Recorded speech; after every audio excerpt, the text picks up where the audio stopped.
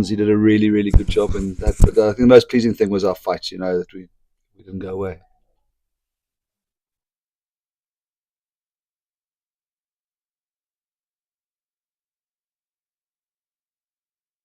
Yeah. I still thought we did a bit. In the first half, I was a bit frustrated. I thought we could have kicked earlier, and we were trying to sort of move it around a bit, which was one of the messages at halftime. Just that sounds really simplistic. Kick quicker, kick sooner. You know what I mean. I thought we were poor like that in the first half, but yeah, then in the second half we were really a bit more direct with the kicking. It is. I was disappointed with the conditions because I thought it could have been a really cracking game of rugby. We had some nice plans, the Bulls up here, so it became a toying cost, didn't it?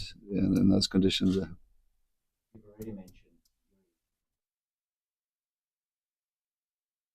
Yeah, yeah. I could say it was my advanced meteorological skills because we chose it 2 weeks ago because we had a bye. But no, Steph Ungra is exceptional. He's one of the best kicking nines in South Africa. I think we're still going to see the best of him. So that really worked. That really, really did work for us.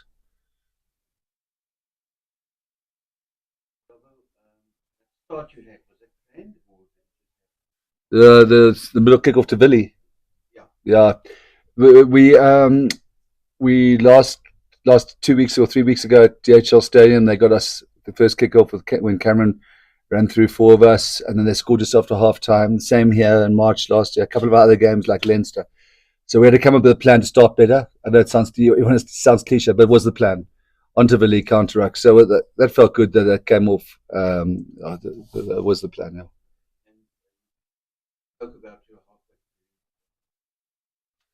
Oh, well, we missed. Obviously, we missed Gert Smal, injury. And Carl, there were two big losses, but Evan stood in well for Gert. No, I think I'm being flippant because the injury thing is across all the sports, all the sportsmen, all the teams. I mean, I felt for the Bulls today. I think three guys off, but I thought Evan is a giant, and he's. What I like about Evan now is not the Evan of 2 years ago. A, the hot-headed element's not there, but secondly, he's so well marked, isn't he? And he still does all the yeoman work. So he's not doing the crazy breaks that he got and all that of a while ago. But he just carries and works and carries and works and cleans. So it's a much more mature sort of player. It's a tough job because you get double tackled all the time. Yeah, I thought the Bulls would have missed a guy like in this with a guy like Cameron. Cameron would be a big loss.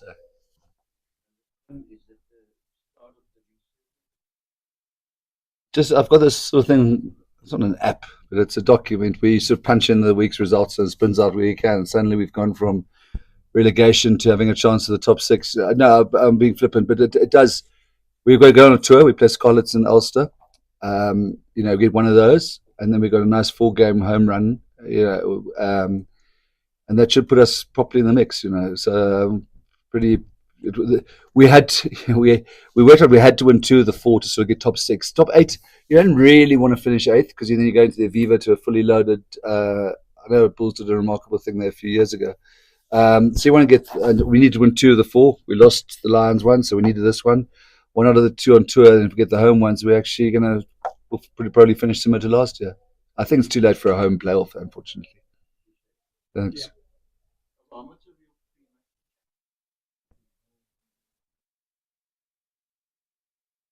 Yeah. Yeah.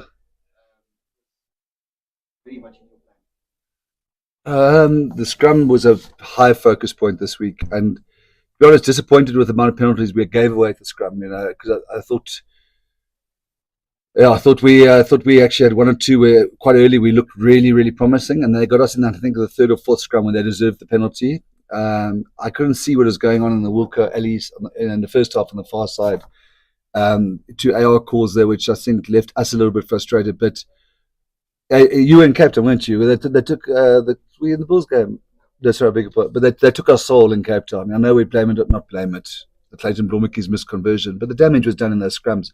So there was a massive focus. So they didn't get that dominance they got in Cape Town, but they certainly got 4 or 5 penalties, which worries me a little bit. But it was, if you get destroyed in the scrum, you lose all your energy, and so it was a huge thing this week was about absorbing that pressure, and I suppose just their big carriers off 9, and for some reason that didn't really get going today.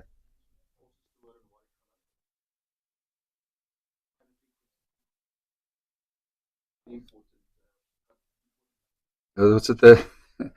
Four seasons in a day, sort of work. That's the price you pay. But he's look at the credit side of his ledger is far bigger than the negative. But I mean that I don't want to sit in the media and but cheap as that grubber was really expensive, wasn't it? Remember, we just got.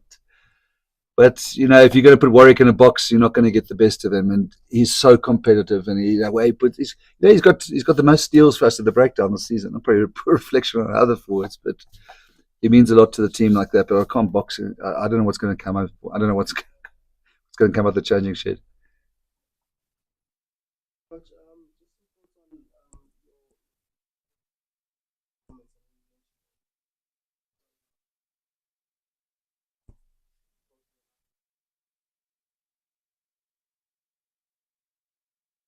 Yeah, I thought the scrum. I was so pleased with the start, given what happened in Cape Town, and then they say we got a couple of penalties against us. Thought we steadied it quite nicely in the second half. The Lions, we did well in those conditions. I think we lost one towards the end, which was an expensive one. But where I thought they did really well, the pack, where they defended well. And you saw it in that last sequence, folding, getting off the line, getting back on their feet, not conceding penalties at a breakdown. Those guys, the rugby's skewed in a horrible way now against those tight forwards. They've got to get up from a scrum and they've got to fold and they've got to get off the line and they've got to reload, get off the line again. And I thought they worked really hard. And that's what this team was about. We've a team that fights, and we knew we had to fight today. And that's going back to Sim's point. It was Sim's question. It was the most important thing today. It was the way we fought. There were no lost causes. I think we won probably the scraps battles of balls bouncing on the ground, and that's always a team is really fighting. Well, Billy, you mentioned planning to kick on to Billy. And Billy was in the press this week saying that he's still adjusting, still having to look up and see the time. Did you identify that as a potential weak point, something to focus on? no, not Villy. I mean, Villy's a great player. We just knew we wanted to kick a sort of. I would give you the number in case it's a bit. We wanted that short kick, the kick off onto the middle there because the cleaners will struggle because he's by himself. They'd struggle to get there and it's counteract opportunity. So it wasn't really against Villy personally. It was the kickoff that we wouldn't want to go to the sides to where the big forwards are. Then they just play one off and they do the exit. It's quite hard to exit from the middle, even if they survive the counter rucks. So that was the plan. So it wasn't about Villy personally. I think Salman seemed to have an idea that he could get out of Villy, but that wasn't our plan. Speaking of Salman, there was a bit of some question marks around his physicality. He seemed to want to point tonight. Yeah, I genuinely haven't seen it, but I went to say to the referees afterwards because when you go and say thanks to the ref, you lose, you kick the door. No, we go and they said it seemed like Salman was on the edge a couple of times, so that wouldn't be ideal. Look, he's a physical four in the South African mold of being an enforcer, but like you're talking perhaps, for example, the thing on Ambrose when the charge down, it looked a bit edgy, didn't it? Yeah, so I'll have a look at that, but. It's also tricky. Like it goes back to the Warwick thing. You want the guys to fight and be on the edge and be in the Bulls' faces. And maybe if you overstepped, but we did. I certainly didn't want him to be passive. Yeah. In terms of these derbies, I mean, this is the Bulls. It's probably your biggest. Yeah. Game. And I saw it when you guys were with the Cobus van der Merwe thing. The silence there. How jacked up he was in his eyes. He's the captain and everything. How much do the teams actually perform more in a game like this? How much more G'd up are they? I don't think. Like I find that these personal things, like we played at Ellis Park a couple of weeks ago. It was France 150th, and we didn't play well, and we lost. We didn't play. I don't think we were playing for Cobus van der Merwe today. When you're playing for that or revenge, but these occasions, I'm sure the Bulls.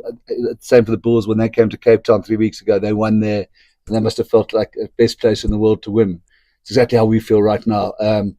I do think, and I don't want to be not. I think Stormers Bulls is just on another realm. Other local derbies are lekker, but there's just something very special about the Stormers Bulls games. We had to go through the pain of losing at home in front of a full house 3 weeks ago, and I'm sure it meant the world to the Bulls. And I promise you that there's still singing and beer spraying going on there. So and we've got an Australian S&C guy, and he says it's the greatest win of his career. But maybe it's a reflection on Australian rugby, but but you're right. I think it's the occasion of Stormers Bulls up here gets these guys really, really up for these games. So, but just congratulations on the win today. Thank you. You guys obviously, or the Bulls, made a lot of mistakes and didn't do the right stuff. They could have kicked in the back.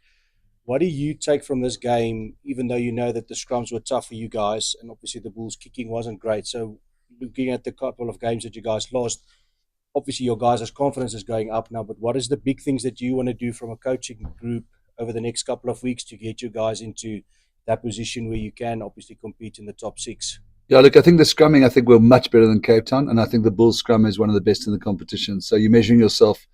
I think we were going toe-to-toe with one of the best, so I'm not too worried about that. Look, I think what we need to do, it's hard in these conditions to say what we did wrong playing-wise. Could probably learn more from Ellis Park, where we had 19 22-metre entries and only scored 2 tries. I think our team changes quite a lot now. So I think this group, even though we haven't got that many wins, this group have done really well. They were pretty compelling at Ellis Park in terms of performance, not in terms of outcome. Very unlucky not to win in Cape Town and got the win up here. But there are about 7 or 8 guys coming on strength for the tour, in 2 weeks. So, I mean, you can just see that naturally will change. Like you throw in a Sasha or a Marnie or a Damien or Suleiman into this group. It just changes how we play a bit, Yeah, we had to be a bit more workmanlike. We lacked the X factor of that. And that's not good coaching. Those are just special players that can do crazy things, So that'll probably be our development now, is the reintegration of the injured guys. Just on that, obviously the guys coming back, you guys are obviously giving the younger guys a bit of more exposure, which is obviously needed in today. And I know obviously with the Bulls, they also have a lot of injuries. The Sharks have a lot of injuries. I mean, is there anything that could be done differently to manage the players in the unions, not to get that high amount of injuries at the moment?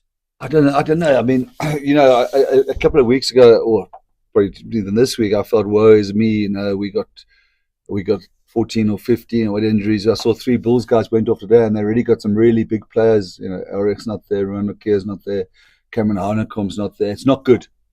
And I don't know, there's talk that maybe do we not take part in the EPCR? To me, that would be sad, because it's good inventory, and I don't know how. I don't know. I think there's a case where we've got to get our squad stronger, and we've got to be able to say we can beat. And don't take this wrong, I'm just going to take the bottom team on the log just because it's an easy victim. Got to beat the Dragons with rotating players. I think we're still very much in the culture. I'm certainly guilty of that. We generally choose our best team. It's 50-50. We'll do a rotation, but we don't really back the 5th lock. We must win this URC home game against the Dragons, for example. And so, there's the two. You don't take part in the EPCR, which I'm not sure is good for South African rugby. It might be good for player welfare. It might be good for Springbok rugby in that the players aren't getting injured. Or I think we just got to build, and I think they're doing it up here, and hopefully we'll get there, build deeper squads and become better with rotation, because I don't think we can wish away this injury list as just bad luck. I mean, the Bulls are probably sitting in exactly the same position, maybe even worse than we were sitting in, a couple of weeks ago. And big players, man. You're right. Cameron Hanekom, Sasha, Dani, Aurichla, these are big players. And that game, I know the weather probably took it out, would have looked a lot different, throwing in 5 or 6 from each side. So I don't know how we stop it, but I don't know. Very long answer to say nothing. John, so this last one for me is just so representing school rugby and derby days and all the life that comes from there. Welcome, boy. And then Cape Town. For a couple of weeks, yeah. Come on, man, claim it. And then you came and you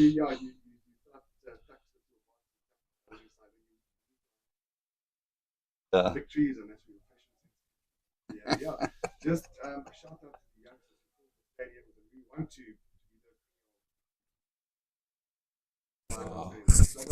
Derby Day, we said now in the league, what are we into against you? No, look, this Origin thing is really cool.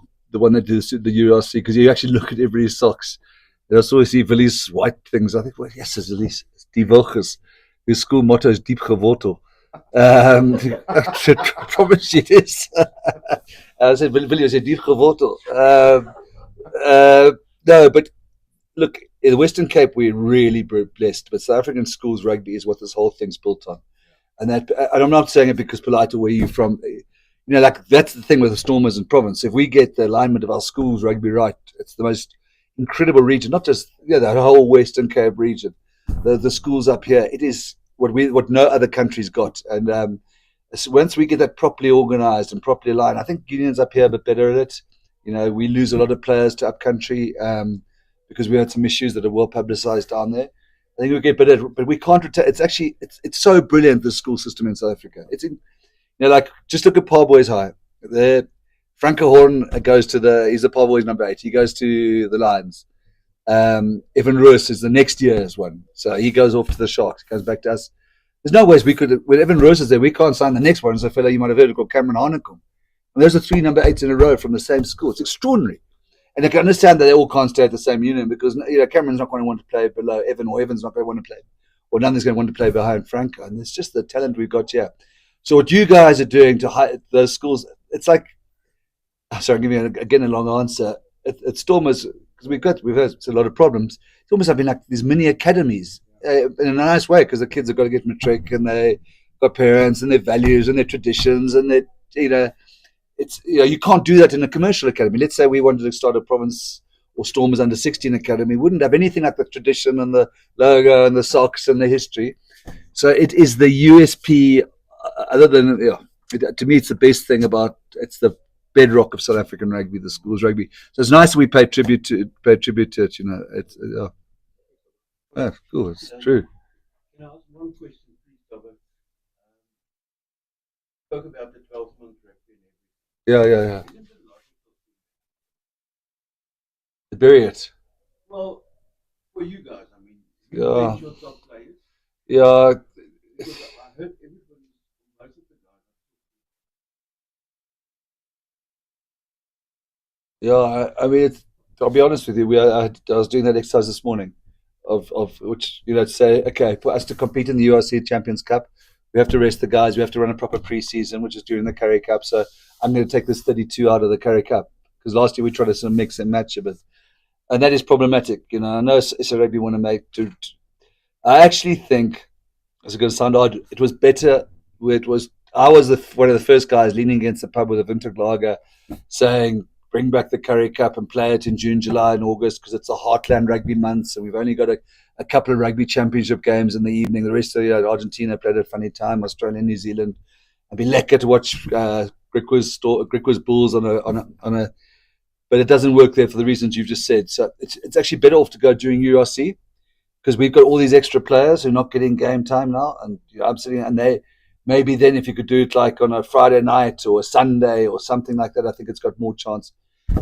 I don't think any of the big URC teams can play their main players. They can't in the Currie Cup in the slot at the moment, which is a pity, So I don't know what the solution is because we all. Some of you might be. We all want the Currie Cup, but I don't know. The other solution is something creative because there's a shield going on at the moment. Not that any of us know. Yeah. I don't know if there's a way of incorporating the shield into the as part of the Currie Cup, which might make it more meaningful. That meant when the Lions played the Stormers, everybody was at full strength, and then the other teams can play another, and we would have to then beat the Pumas with our so-called second team, because the shield. I know it's very. If you look at it, we've played 6-1-3. The Bulls must be pretty similar. The Sharks, I think, are one ahead. I might be wrong today. So the shield is I don't know if that can sort of be included, but I don't see it standing alone like it is now. With much interest, which is a pity. That's why I think it should be doing the URC. So literally, because he did a really, really good job, and but I think the most pleasing thing was our fight. That we didn't go away.